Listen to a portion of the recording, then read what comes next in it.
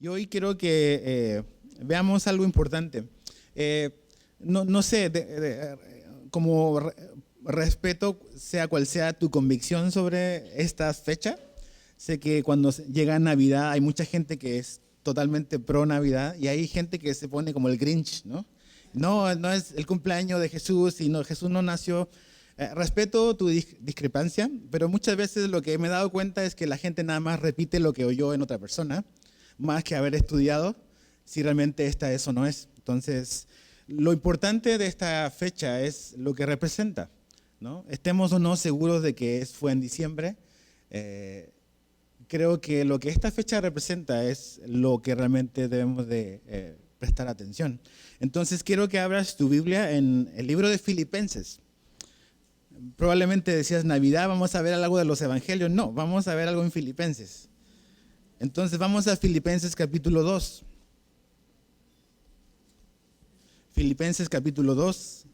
Vamos a estar en solo 3 versículos, versos 6 al 8. Filipenses 2, 6 al 8. Y quédate ahí, ahí marca tu Biblia. Vamos a ver varias escrituras, pero básicamente vamos a estar como parados aquí en Filipenses 2. No sé si te recuerdas cuál fue como el regalo que más te ha impresionado, que te dieron cuando eras pequeño. Yo recuerdo, el regalo que más recuerdo de mi infancia es cuando me regalaron una bicicleta, mi primera bicicleta. Fue algo que así voló mi mente y pude empezar a pedalear y dar mis buenos raspones. Siempre es padre cuando recibimos regalos, ¿verdad? O sea, ¿a quién no le gusta recibir regalos? A todos. A veces no nos gusta comprarlos y darlos, pero sí nos gusta recibirlos. Ahora, cuando venimos a esta época del año, tenemos que entender que finalmente de qué se trata lo que el mundo en esta época recuerda y celebra. Y es que Dios se hizo hombre, ¿no? Dios tomó forma humana y vino y caminó entre nosotros y vino a darnos el regalo de la salvación. La salvación es un regalo que Dios le ha dado a la humanidad. Pero como todo regalo, realmente cuando se nos da algo tenemos que abrirlo. ¿Te imaginas que te regalan algo y lo tienes todo el año ahí envuelto en la caja y nunca lo abres? O sea, sería muy, muy raro encontrar una persona así. Con el regalo de la salvación hay muchísimas personas así. La salvación es algo que Dios nos ha dado como un regalo, pero para que pueda ser efectivo en tu vida, tú y yo debemos de tomarlo, recibirlo, abrirlo y hacerlo nuestro. Y eso es lo que Jesús vino a darnos salvación. Juan 3:16, el versículo más quizás recordado de la Biblia, es que Dios amó al mundo que dio a su Hijo. Dios es un Dios que regala, es un Dios generoso, es un Dios que da. Y nos regaló y nos dio en su Hijo el regalo de la salvación. Ahora, a veces cuando vemos a Jesús, no pensamos tanto muchas veces en lo que eso significó para Él, el que Él haya tomado forma humana. Vemos todo lo que Él hizo, pero ¿qué significó, qué implicó para Jesús el que Él haya tomado forma de hombre? Entonces vamos a estar ahí en Filipenses 2. Si estás ahí, vamos a leer del verso 6 al 8. Vamos a leer, de hecho, del 5 como para entender un poco lo que Pablo está diciendo. De Filipenses 2, 5 al 8. Dice: haya pues en vosotros este sentir que hubo también en Cristo, el cual siendo en forma de Dios, no estimó el ser igual a Dios como cosa a que aferrarse, sino que se despojó a sí mismo, tomando forma de siervo, hecho semejante a los hombres, y estando en la condición de hombre, se humilló a sí mismo, haciéndose obediente hasta la muerte y muerte de cruz. Entonces, Jesús vino. Eso es lo que el mundo recuerda, eso es lo que recordamos en estas fechas, que Jesús vino. Pero ¿Jesús vino a qué? Jesús vino a hacer la voluntad del Padre. Jesús vino a hacer la voluntad del Padre. Cuando leemos en Gálatas, por ejemplo, en Gálatas 4, verso 4 al 5, Pablo dice lo siguiente sobre la venida de Jesús. Dice, pero cuando vino la plenitud del tiempo, Dios envió a su Hijo, nacido de mujer, nacido bajo la ley, a fin de que redimiera a los que estaban bajo la ley, para que recibiéramos la adopción de hijos. Pero ahí dice algo bien interesante, dice, pero cuando vino la plenitud del tiempo, como dice la Reina Valera, cuando vino el cumplimiento del tiempo. Había un tiempo determinado y específico dentro del plan de salvación de Dios para que Jesús interviniera y viniese a este mundo. Y eso es lo que recordamos en estas fechas. Que ese plan que Dios estableció iba a empezar a desplegarse de una manera visible en la persona de su Hijo. Pero ¿qué significó para Jesús el que Él viniera? ¿Qué implicó? ¿Qué fue necesario para su vida, para la vida de Dios Hijo, el que Él se hiciese hombre? Y es lo que dice aquí Filipenses 2, es Jesús tuvo que humillarse. Jesús se humilló, se hizo humilde al tomar forma humana y al tomar forma de siervo. Entonces, si estás ahí, fíjate en el verso 6 de Filipenses 2. Dice, el cual siendo en forma de Dios, no estimó el ser igual a Dios como cosa a que aferrarse. Aquí algo que Pablo dice es que él siendo en forma de Dios, o como otras versiones lo ponen, existiendo como Dios. ¿Qué quiere decir esa palabra forma de Dios? La palabra forma es una palabra que en el original es morfé, de forma, pero cuando pensamos en forma a veces pensamos en una silueta, como que en cómo se ve visiblemente algo. Pero esta palabra forma quiere decir que es la expresión externa de su naturaleza interna. Eso es lo que dice esa palabra en el original, es la expresión externa de su naturaleza interna. Entonces, cuando vemos que Pablo nos dice de que que siendo en forma de Dios, lo que Pablo nos está diciendo aquí es que Jesús es y siempre será Dios. Que Él siempre fue y tuvo una naturaleza divina y siempre la tendrá. Eso es siendo en forma de Dios. Y esto es muy importante porque esto pone a Jesús en una categoría totalmente independiente a cualquier otro hombre que haya existido, a cualquier otra persona que haya iniciado a lo mejor un credo o un sistema religioso, si pudiésemos decirle. La historia y lo que hace al cristianismo diferente a cualquier otro sistema de fe es que es Dios mismo que toma la forma humana. No es el hombre tratando de alcanzar a Dios, sino que es Dios alcanzándonos a nosotros y Él tomando forma humana. Ahora, ¿de dónde vino Jesús y qué significó para Jesús venir?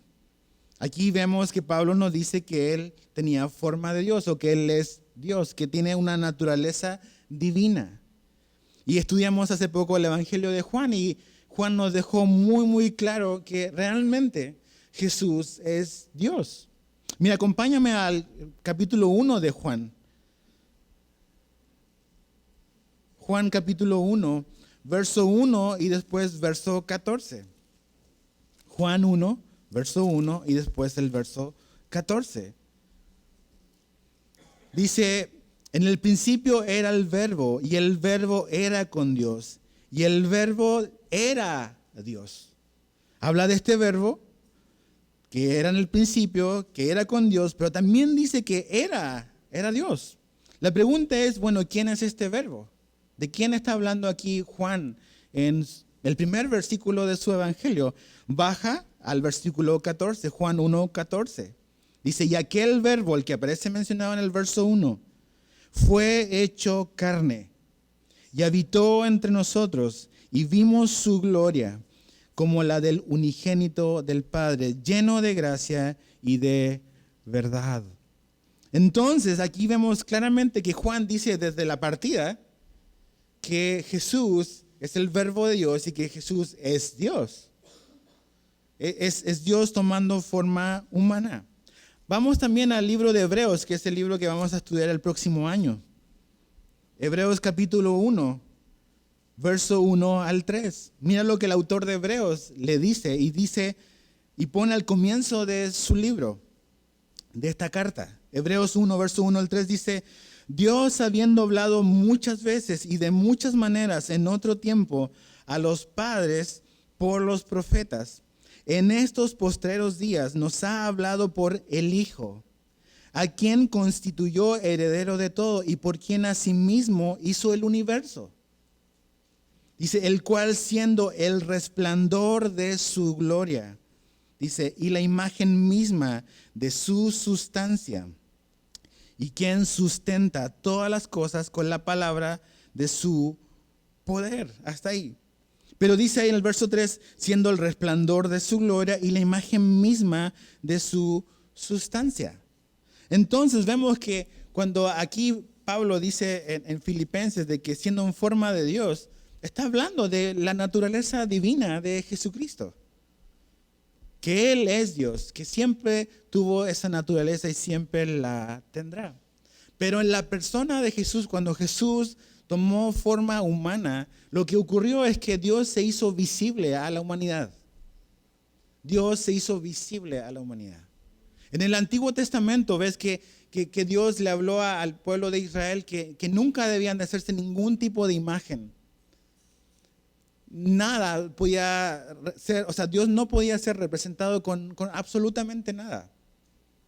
¿Por qué? Porque creo que ese lugar estaba destinado a que finalmente un día Dios iba a ser visible, iba a tener una forma que pudiésemos ver y conocer.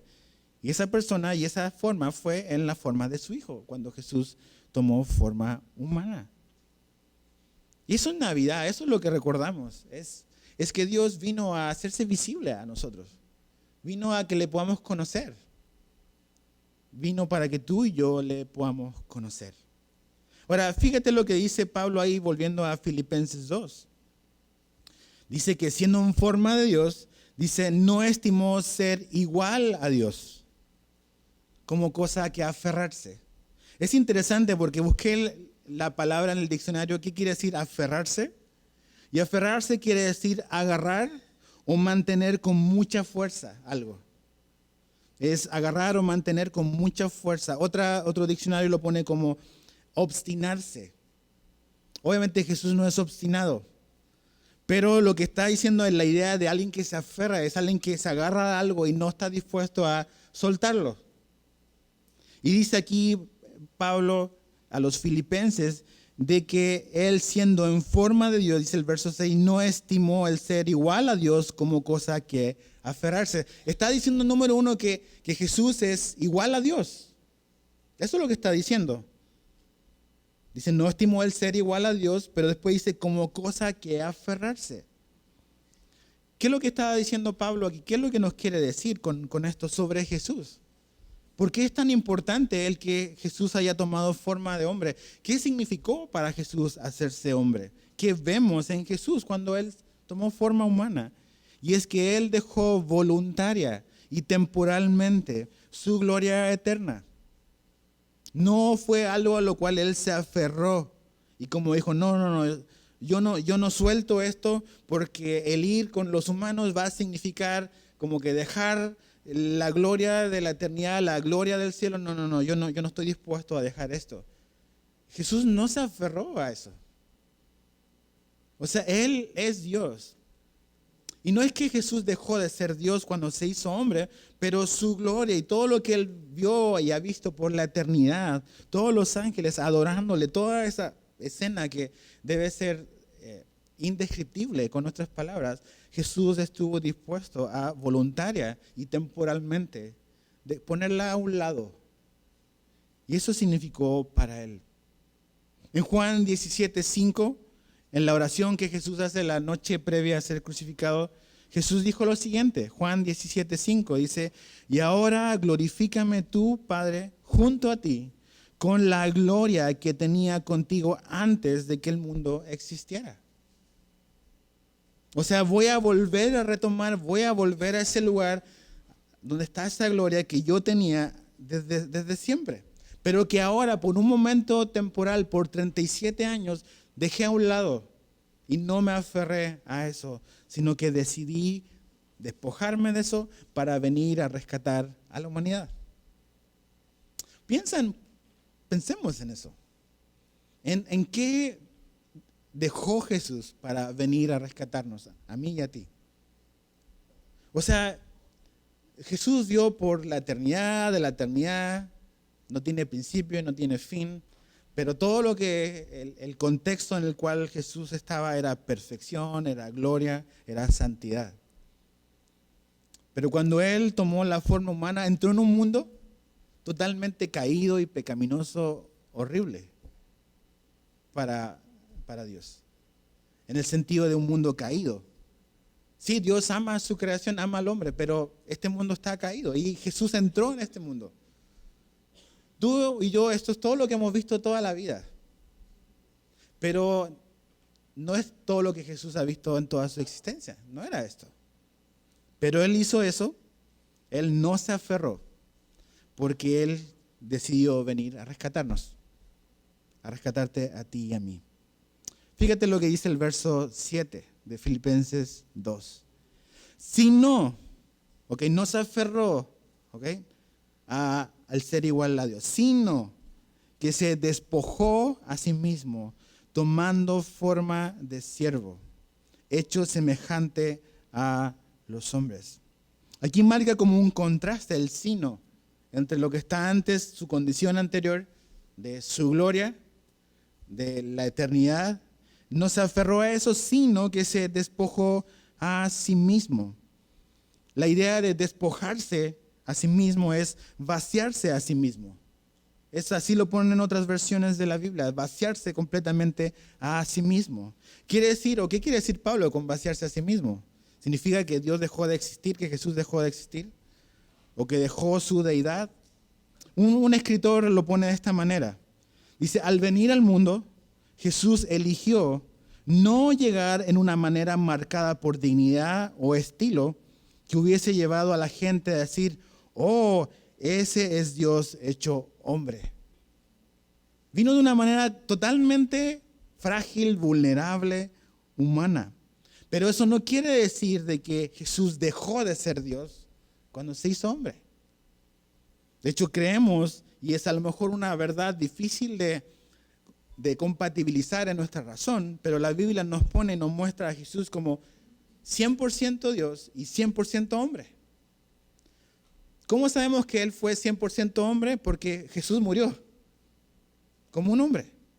Pero ¿cómo sabemos que Jesús es Dios? Jesús resucitó y ningún hombre ha hecho eso. Entonces esta verdad no es que en su época o en su temporada humana Jesús puso su deidad a un lado. Jesús siguió siendo Dios, nada más se despojó a sí mismo de esta apariencia que Él tenía de gloria. Pero Él no dejó de ser Dios. Mira, vamos a lo que Mateo nos dice en su primer capítulo. Ve ahí, avanza, o retrocede hacia tu izquierda, el primer libro del Nuevo Testamento, Mateo capítulo 1.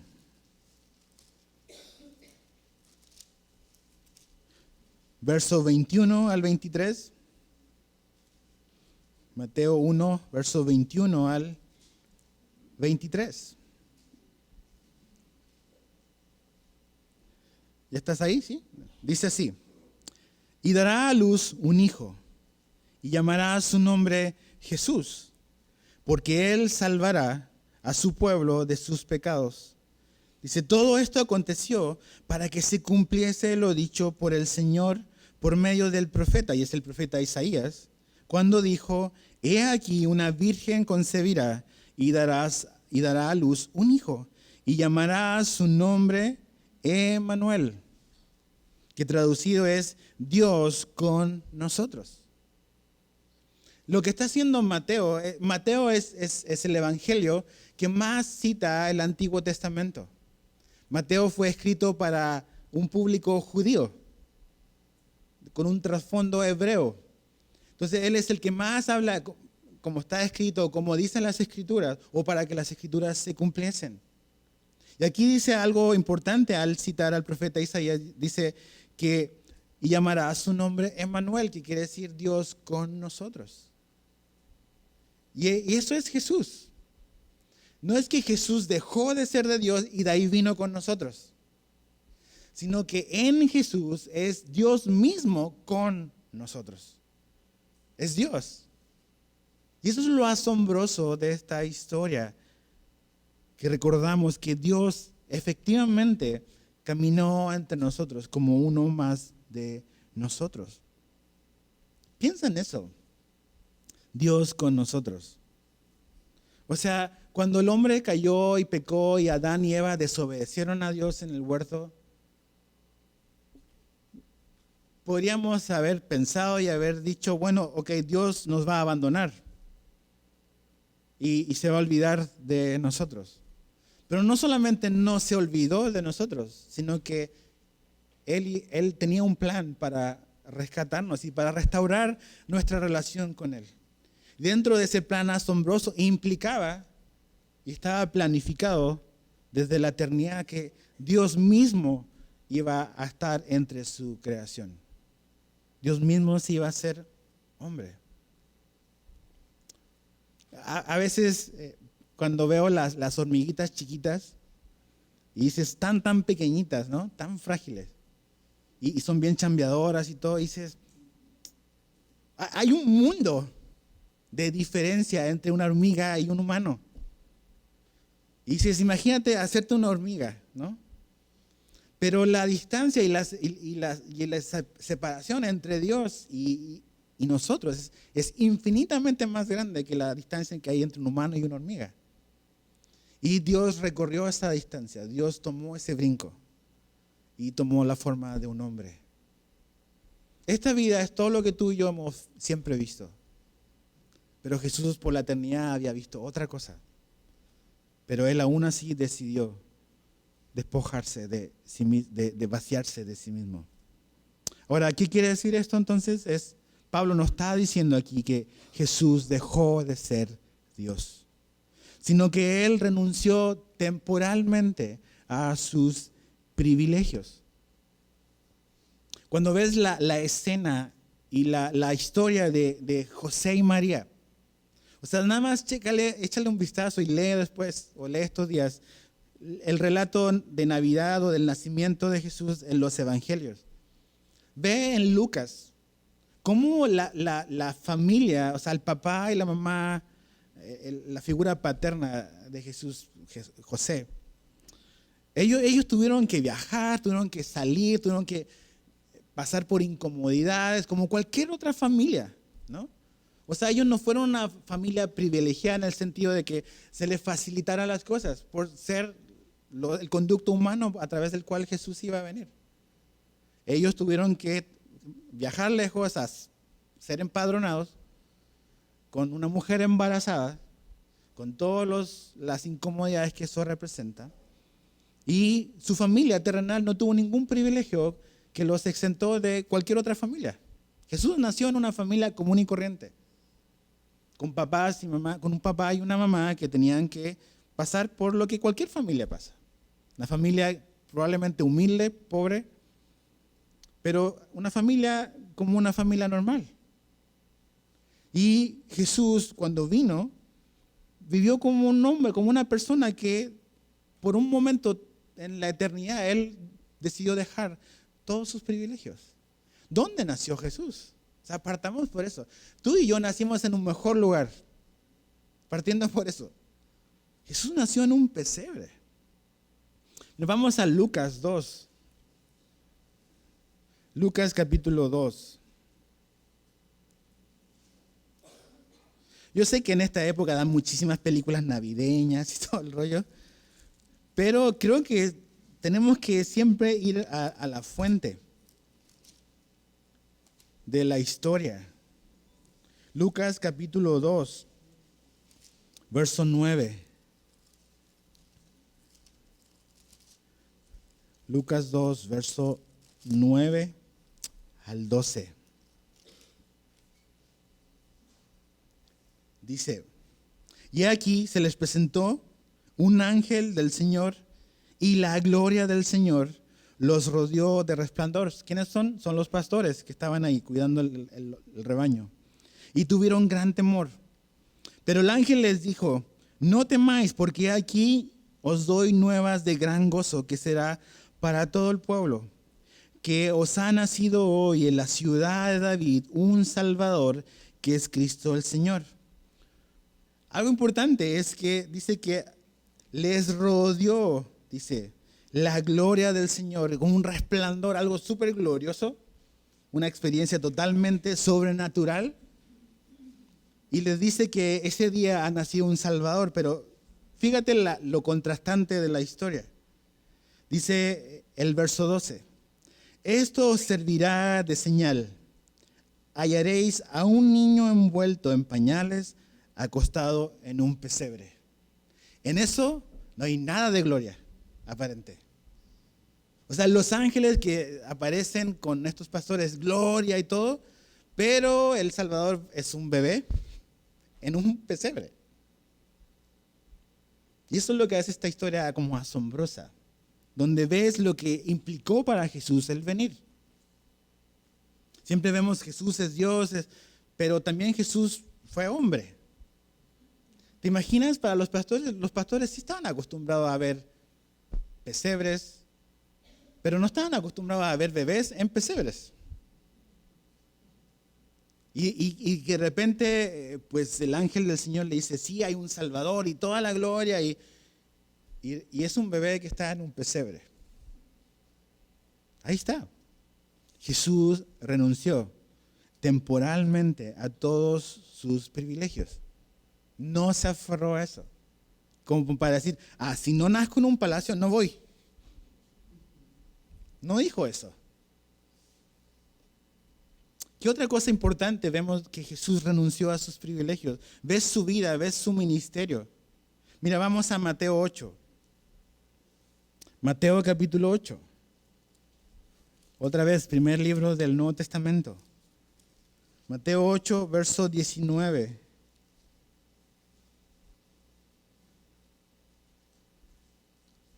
Al 21. Dice, y vino un escriba y le dijo, hablando con Jesús, Maestro, te seguiré a donde quiera que vayas. Jesús le dijo, las zorras tienen guaridas y las aves del cielo nidos, mas el Hijo del Hombre no tiene dónde recostar su cabeza. ¿De verdad quieres seguirme? Yo no tengo dónde poner mi cabeza. O sea, no hay un lugar que yo pueda decir, esta es mi cama. Ahí está. Jesús renunció a todos sus privilegios. Eso le implicó a él, el venir. ¿No? Eso es lo que significó para él el venir y salvarnos. Renunciar o poner a un lado temporalmente sus privilegios. Entonces, dice que se despojó, volviendo ahí a Filipenses. Se despojó a sí mismo, pero no solamente se quedó en despojarse a sí mismo, sino que qué es lo que hizo en lugar, al despojarse a sí mismo. Dice el verso 7, sino que se despojó a sí mismo tomando forma de siervo.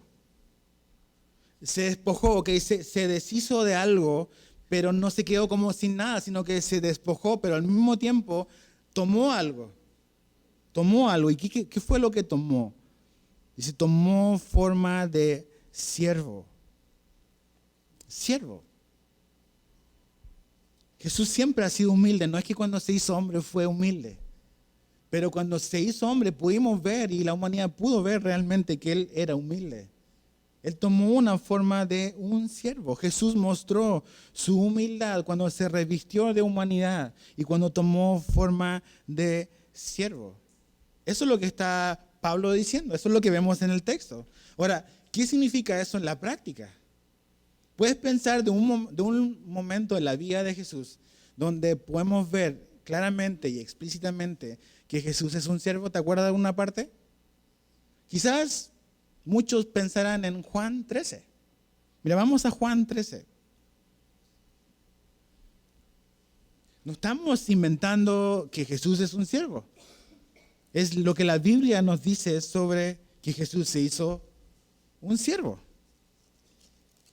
La noche previa a la que Jesús iba a ser entregado y iba a morir, Él hizo algo donde Él demostró de una manera tan palpable y tan visible que efectivamente Él se despojó, no se aferró a ser igual a Dios, sino que se revistió de hombre y de siervo. Fíjate lo que dice Juan 13 del 1 al 5. Dice, antes de las fiestas de la Pascua, sabiendo Jesús que su hora había llegado para que pasase de este mundo al Padre, o sea, regresar al Padre, como había amado a los que estaban en el mundo, los amó hasta el fin. Y cuando cenaban, como el diablo ya había puesto en el corazón de Judas Iscariote, hijo de Simón, que le entregase, sabiendo Jesús que el Padre le había dado todas las cosas en las manos y que había salido de Dios y a Dios iba, se levantó de la cena y se quitó su manto y tomando una toalla se la ciñó. Luego puso agua en un lebrillo y comenzó a lavar los pies de sus discípulos y a enjugarlos con la toalla con que estaba ceñido. Ahí está. Es interesante que Jesús hace esto, se humilla a sí mismo, pero Él sabe quién es Él. No es como que, ay, si hago esto, como que se van a aprovechar de mí o no van a dudar de quién soy. Como que a veces tú y yo tenemos estos aires de grandeza y como que no queremos servir porque tenemos miedo al qué van a decir de nosotros. ¿Cómo Él está haciendo eso? No, esto es para un trabajo inferior. Que lo haga alguien más. No vayan a pensar o tener de mí un concepto equivocado. Jesús sabía quién Él era. Sabía la razón por la cual Él había venido. Él no estaba preocupado del qué dirán de Él. Él sabe que la identidad que Él tiene, Él sabe quién es. Y sabiendo quién es Él, Él dice que tomó esto, se agachó y le lavó los pies. Y cuando Pablo dice en Filipenses 2 de que tomó forma de siervo, esto es lo que significa también tomar forma de siervo. Es humillarse. Jesús mostró su humildad ahí. No solamente ahí, pero ese es un buen ejemplo de donde vemos la humildad de Jesús en servir, en lavar los pies. O sea, piensa, ¿quiénes están sentados ahí en esa mesa? Todavía están los 12. Está Judas también ahí. Jesús sabe todas las cosas. Jesús sabe que Judas lo va a traicionar. Jesús sabe que Pedro lo va a negar. Jesús sabe que los discípulos van a ser dispersos. Sabe todas esas cosas. Pero aún a pesar de todo lo que Él sabe, Él decide servir y decide agacharse y empezar a lavarle los pies a sus discípulos. No es un trabajo como corto, o sea, ¿le has lavado los pies a alguien? Yo lo más cercano es cuando bañaba a mi hijo. Y hay ciertas partes y hay ciertos días donde no era muy padre de lavarlo, bañarlo. Y claro, lo haces porque amas a la persona. Pero lavarle los pies mugrosos a hombres adultos, con restos de cualquier cosa que ellos pisaban en la calle, con chanclas. Y Jesús dijo, no, ese no es trabajo para mí. No, sí es un trabajo que Él quiso hacer. Él se humilló. Él se despojó, no se aferró a sus privilegios. Y sabes que muchas veces hay problemas entre nosotros. Y la razón por la cual Pablo está escribiendo esto a los filipenses es porque entre los filipenses habían roces y habían problemas y habían diferencias. Y muchas veces la razón por la cual los cristianos nos peleamos y en tu matrimonio te estás peleando es porque tenemos estos aires de grandeza. De que yo no voy a hacer eso. ¿Por qué tengo que hacer eso? ¿Por qué tengo que humillarme yo? Humíllate tú. Y eso nos lleva a conflictos. Lleva a conflictos, a relaciones entre personas de una iglesia, entre amigos, entre familia, en un matrimonio. Pablo está escribiendo esto en Filipenses de que Jesús tomó forma de siervo, pero él dice antes que ese sentir que hubo en Cristo también tiene que estar en nosotros. Y si Jesús O ya que Jesús es Dios, y si Jesús hizo esto, ¿qué pretexto y excusa tenemos tú y yo para no hacerlo? Entonces Jesús sirvió. Mira lo que Jesús dice en Marcos. Vamos a Marcos 10, 45.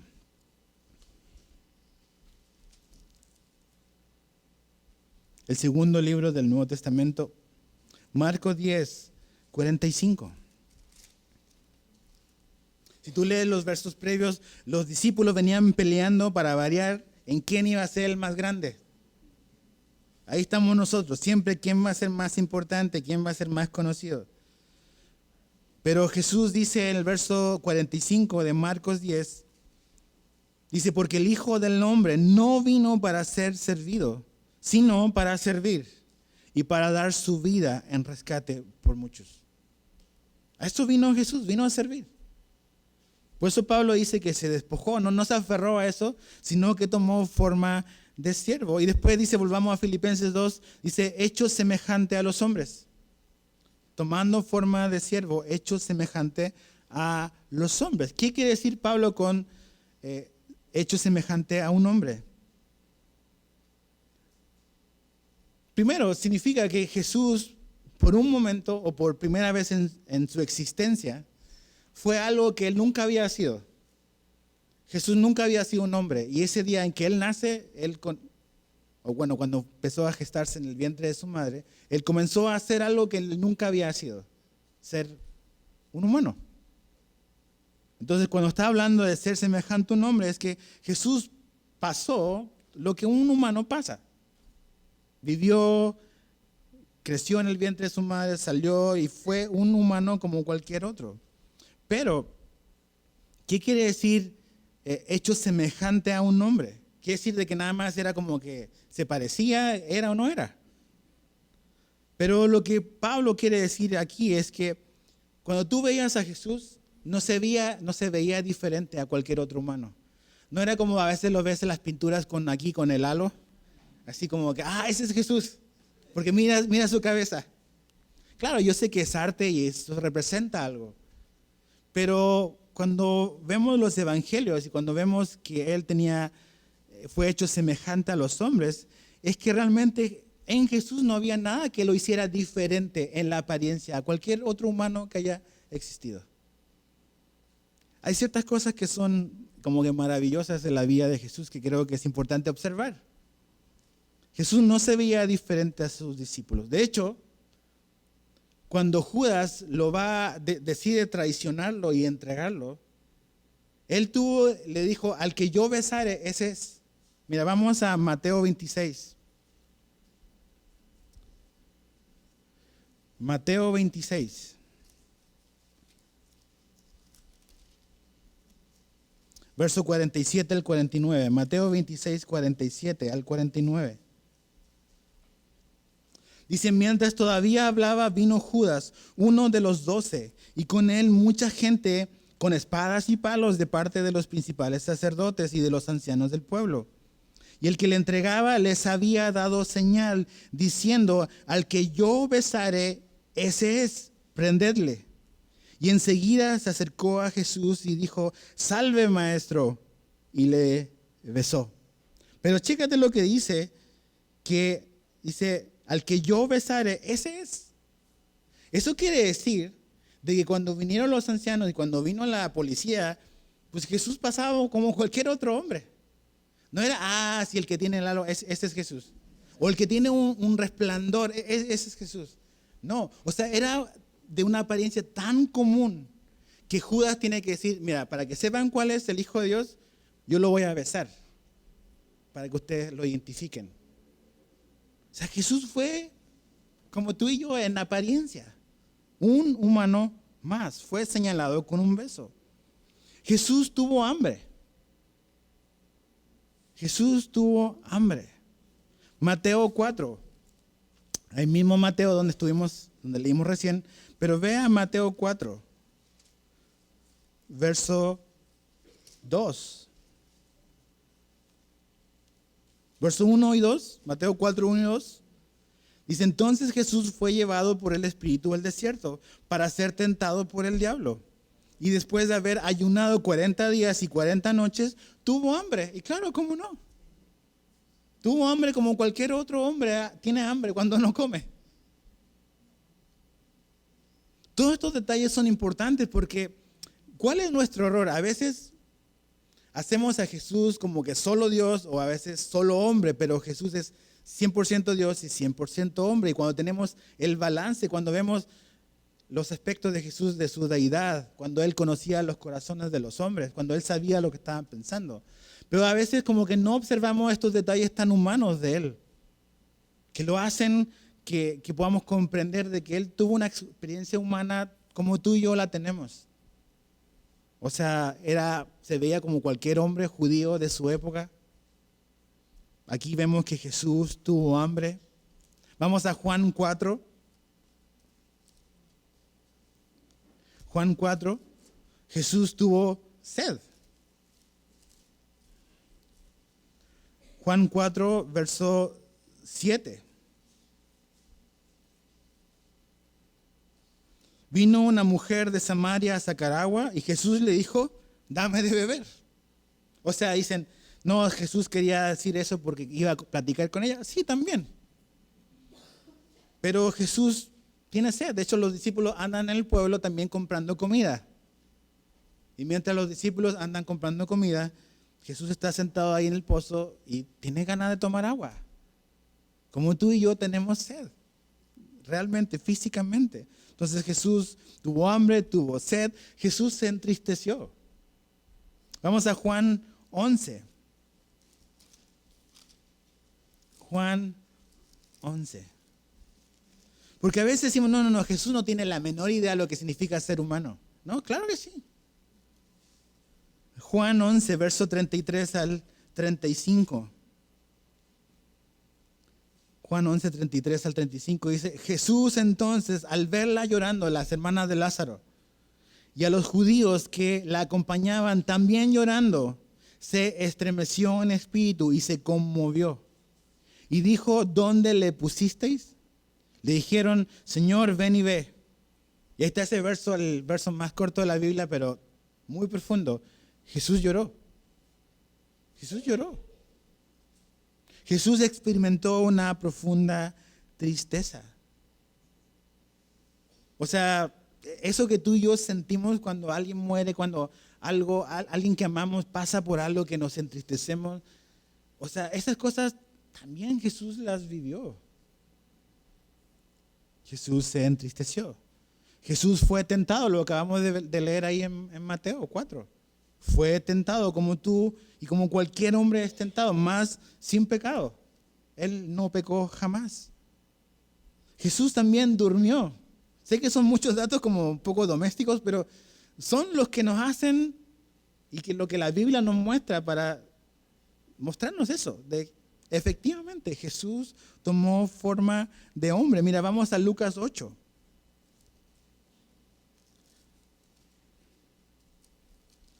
Lucas 8, verso 22 al 25. Lucas 8, 22 al 25. Dice, aconteció un día que entró en una barca con sus discípulos y les dijo, pasemos al otro lado del lago. Y partieron, pero mientras navegaban, ¿él qué? Él se durmió. O sea, Jesús también se cansaba, también tenía la necesidad de dormir. No estaba así como que las 24 horas siempre abierto, así como que, no, necesitaba también descansar. Se durmió y se desencadenó una tempestad de viento en el lago y se anegaban y peligraban. Y vinieron a él y le despertaron diciendo, maestro, maestro, que perecemos. Despertando él, reprendió al viento y a las olas y cesaron y se hizo bonanza. Y les dijo, ¿dónde está vuestra fe? Y chécate la reacción. Y atemorizados se maravillaban y se decían unos a otros, ¿quién es este que aún los vientos y las aguas manda y le obedecen? Ok. Aquí vemos la humanidad de Jesús durmiendo. Jesús está cansado, va a dormir. Yo me imagino, ¿no? Entre tanta gente, el ministerio, ir de aquí para allá, quizás era su momento para echarse su siesta. O sea, ya nadie me va a molestar, voy a dormir un ratito. Pero se despierta y ¿qué es lo que hace? Vemos su divinidad. La tormenta se acaba y la tormenta se acabó. Jesús dijo algo, la naturaleza obedeció. Y en este versículo vemos esa tensión. Humanidad, divinidad. ¿Quién es este Jesús? ¿Quién es este hombre que aún las aguas manda y le obedecen? Ok, Jesús se hizo hombre, se despojó de su gloria, puso a un lado sus privilegios, pero este es más que un simple hombre, es más de lo que simplemente se ve a simple vista. Este hombre también es Dios. H.G. Wells, a lo mejor no ubicas por nombre esta persona, pero es el autor del libro La Guerra de los Mundos. H.G. Wells dijo lo siguiente, dice, soy historiador, no soy un creyente, pero debo confesar como historiador que este predicador sin dinero de Nazaret es irrevocablemente el centro mismo de la historia. Jesucristo es fácilmente la figura más dominante en toda la historia. Dice, yo no soy un creyente, soy simplemente un historiador. Pero dice, es irrevocablemente este Jesús el centro de la historia. No ha habido otro hombre como él, pero es más que un hombre. Aquí lo vimos. Cuando Jesús pasó por toda esta experiencia humana, de ser tentado, de tener que dormir, de cansarse, de entristecerse, de tener la necesidad de comer, lo hace alguien que, como lo pone el autor a los Hebreos, como un sumo sacerdote que se compadece de nuestra realidad. Él conoce la experiencia humana, Él sabe lo que tú y yo tenemos que enfrentar todos los días. Mira, vamos a Hebreos 4. ¿Qué es lo que dice Hebreos 4 sobre Jesús, nuestro perfecto y gran sumo sacerdote? Hebreos capítulo 4, verso 14 al 16. Dice, por tanto, teniendo un gran sumo sacerdote que traspasó los cielos, Jesús, el Hijo de Dios, retengamos nuestra profesión. Porque no tenemos un sumo sacerdote que no pueda compadecerse de nuestras debilidades, sino uno que fue tentado en todo según nuestra semejanza, pero sin pecado. Acerquémonos pues confiadamente al trono de la gracia para alcanzar misericordia y hallar gracia para el oportuno socorro. Jesús, cuando decidió hacerse hombre y vivió toda esta experiencia de ser humano, eso lo hace a él ser un sumo sacerdote que se compadece de nuestras debilidades. Tú y yo jamás vamos a poder decirle a Dios, es que tú no sabes lo que yo he pasado. Nunca le vamos a poder decir a Jesús, no, es que tú no tienes la menor idea de lo que yo siento. El dolor, el haber perdido a esto, el haber perdido a tal persona, el ser lastimado así, el que hablen mal de mí, el que, no sé, esta enfermedad o este dolor. Nunca vamos a poder decirle eso a Jesús. Jesús vivió toda la experiencia humana más sin pecado. Él jamás pecó. Él fue tentado, sí, mas nunca cayó en la tentación. Y eso lo transforma a Jesús, nuestro Salvador, en un Salvador lleno de compasión y misericordia. Él nos entiende. Él entiende lo que tú y yo podamos pasar o estar pasando. Entonces, ahí está. Ok, cuando dice hecho semejante a los hombres, no es nada más una apariencia. Él vivió la experiencia humana. Pero otra vez, ¿fue solamente hombre? No. Fue Dios. ¿Cómo sabemos? Resucitó. Él murió como un hombre, pero también resucitó. Ahora, ¿qué podemos aplicar para nuestra vida? Y no solamente en estas fechas y en esta época, sino siempre. En Filipenses 2, Pablo dice en el verso 5, haya pues en vosotros este sentir que hubo en Cristo Jesús. Ese sentir, esto que Jesús nos modela, es el mismo sentir que debe de haber en nosotros. Y cuando habla de sentir, no está diciendo, tengo que sentir bonito en mi corazón. No, la palabra sentir que Pablo habla en Filipenses es la palabra manera de pensar. Tenemos que fijar nuestra mente y tener la mente que tenía Cristo. ¿Y qué es lo que vemos en esta descripción de que no se aferró a Dios, que se despojó, que tomó forma de siervo? ¿Qué vemos en Jesús en esto? Vemos que Jesús fue humilde. Fue humilde. Y esto es una invitación para ti, para mí, para ser humildes también. Jesús no vino a este mundo y no se hizo hombre con esta actitud de ¿qué puedo obtener yo a cambio? Porque si no tengo nada beneficioso, yo no voy. Jesús no vino al mundo con esa actitud. Jesús vino al mundo y ves toda su vida que Jesús vino al mundo con esta actitud de no se trata de mí.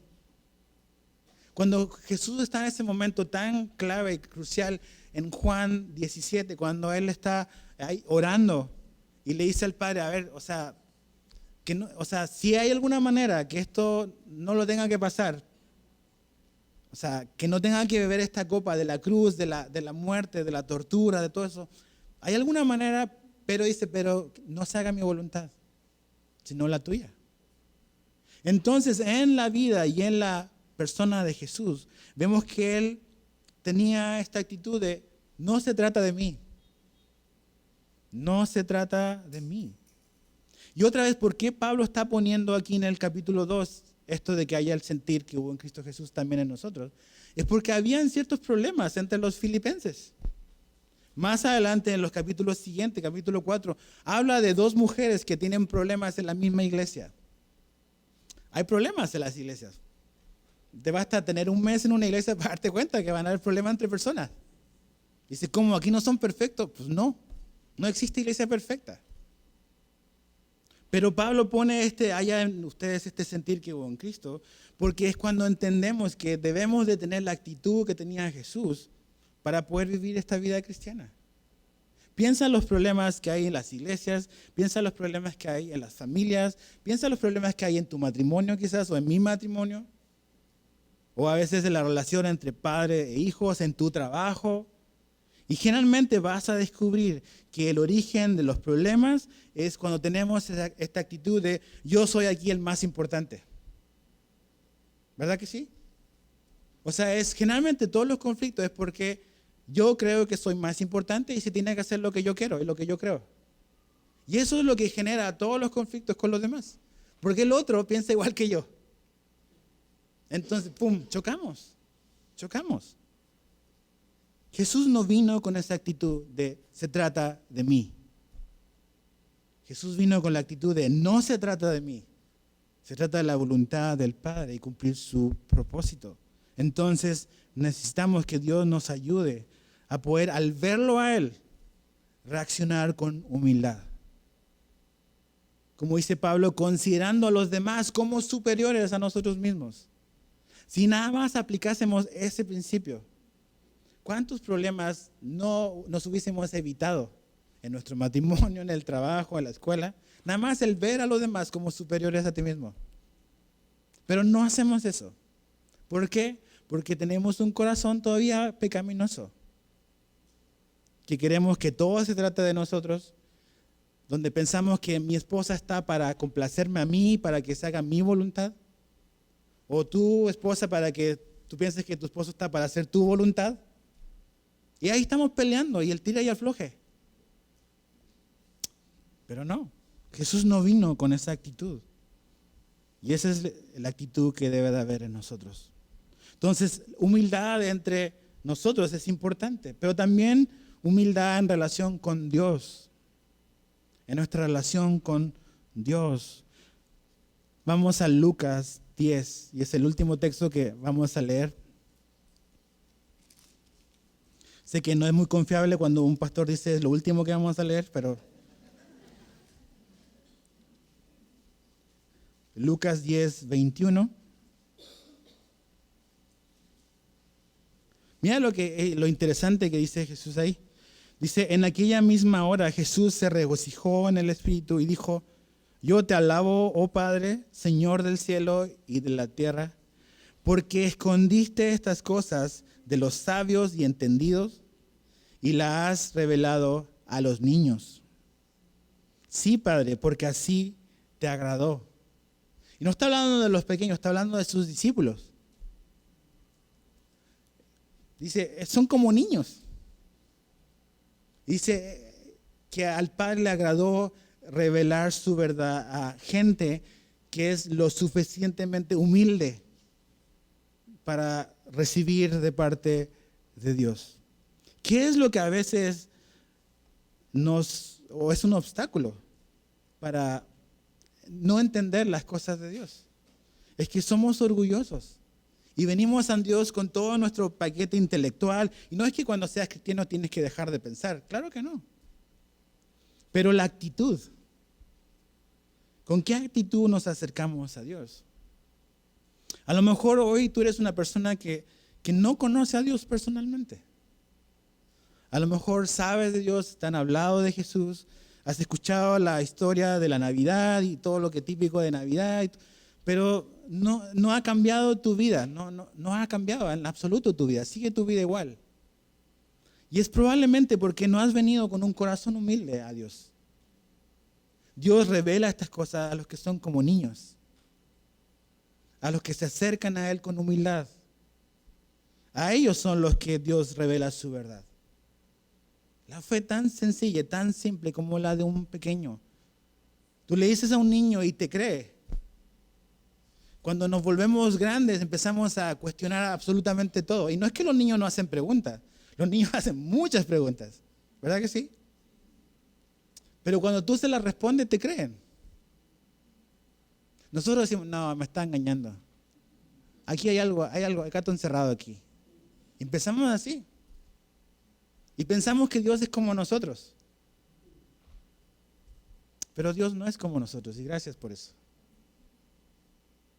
Entonces, pero sí es importante entender de que el Evangelio está aquí.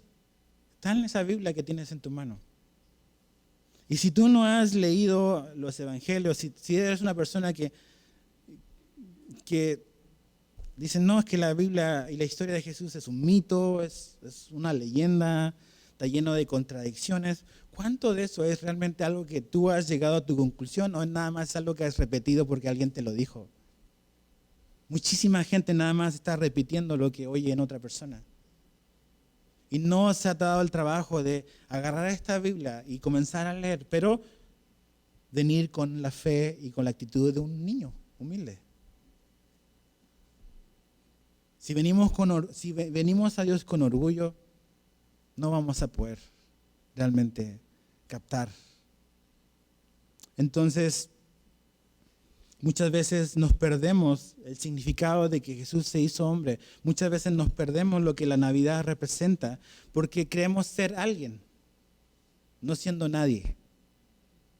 Y porque creemos ser alguien. Y mira quién soy, mira lo que he logrado, mira lo que he hecho, mira mi currículum. A veces por esa actitud de orgullo de nosotros, no podemos captar la verdad de Dios. No podemos captar la sencillez del Evangelio, que Jesús se hizo hombre. Entonces, esta Navidad, seas pro o no tan pro de Navidad, piensa en esto. Piensa que un día de verdad Jesús nació y que en un establo se escuchó un llanto. Era Dios hecho hombre. Y Él hizo eso y se despojó y tomó forma humana y tomó forma de siervo porque Dios nos ama. Dice, de tal manera amó Dios al mundo y pone ahí tu nombre. De tal manera amó Dios a Edgar, a Anubis, a Jos. Pon tu nombre ahí. Porque eso es lo que eso significa. De tal manera amó Dios a Luis. que dio a su Hijo. Eso es Navidad. Eso es lo que representa que Jesús se hizo hombre.